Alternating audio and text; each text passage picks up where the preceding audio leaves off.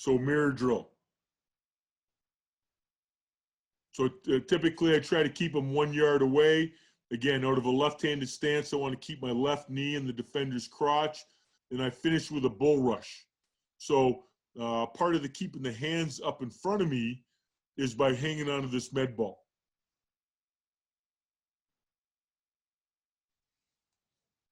And again, the rabbit going side to side. Typically, I allow about 6 seconds.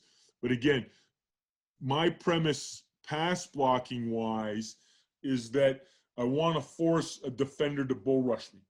I want the defender not to be able to go side to side, left to right.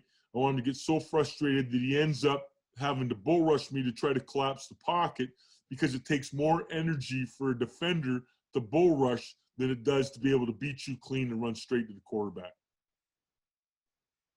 And again, you see guys invoking their bull rush defense, posting all the way inside, trying to keep that. Garrison ain't giving us the best look as he's just going side to side. Moose's base is a little bit too wide here. Let me just step through a couple more of these. Again, big thing for me is working right and left-handed stance. So, again, we got these crayons here. Grizz being the big yuckster that he is, but trying to line 2 guys up. Problem is that when I get these guys that want to give me these shake and bake moves, that our base ends up getting too wide. So trying to work on discipline on the width of my base. And you can watch Vanessa here as all of a sudden, as Grizz gives him the shake and bake, you can see how he spreads his legs. You know what I'm saying? Trying to be patient enough, you know what I'm saying? And then on that, as the defender's moving to the offensive guy's right, you watch that right foot. See how it drops? It collapses. You know what I'm saying? Ideally, my base is inside shoulder width apart so that when the defender goes this way, I can step this way with my foot instead of having to collapse it and leaning. That's the goal of the whole exercise here. You know what I'm saying? And as much as I go blue in the face by trying to give them the feedback, when I videotape my indie periods, I can show them on what it is, how they're faltering, and try to make the same corrections. So this one starts a little late here. We'll sift through a few more here.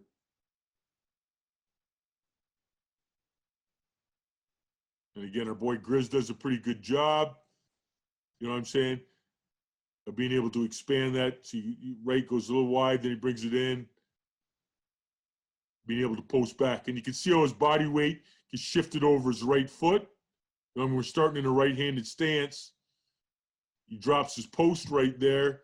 Defender goes inside, and he's in a bad body position. Again, keep that post foot up.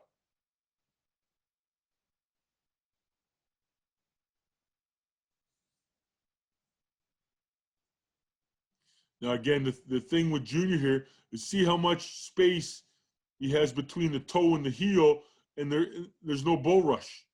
He's invoked his bull rush defense without an actual bull rush. You know what I'm saying?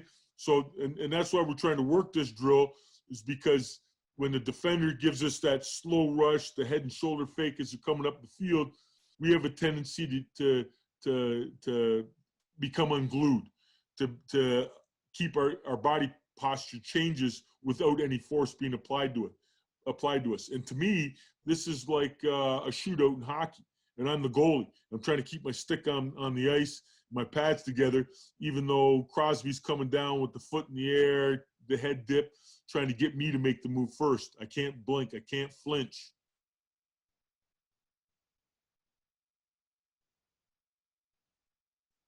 And again, I get real nervous. See how much space? He steps forward with his left and back with his right. It's difficult to move laterally when there's that much space between my toe and my heel. I want to save that for when there's pressure.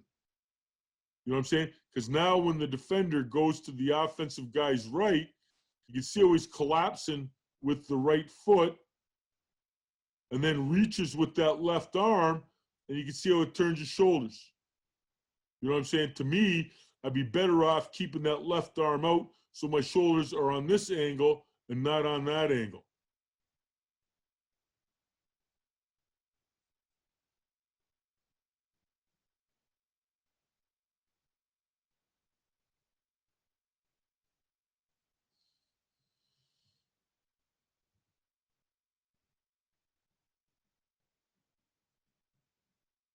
Okay, so the next phase of the drill is that we're getting Superman. So defenders come across and are sticking their one hand right underneath our chin, right between our shoulder pads. So what I'm trying to do is be able to block that and protect my chest. So the defender's supposed to come across and try to stick one of those hand pads right between his chest before he makes his move. And you can see how Moose, as he comes across, tries to stick that left hand right between Junior 6 and 9. And since Junior brings that right hand and does a pretty good job of coming back across his face. A couple of brothers here getting after it. But again, trying to work just a couple of different rushes so that we maintain our base at the point of contact.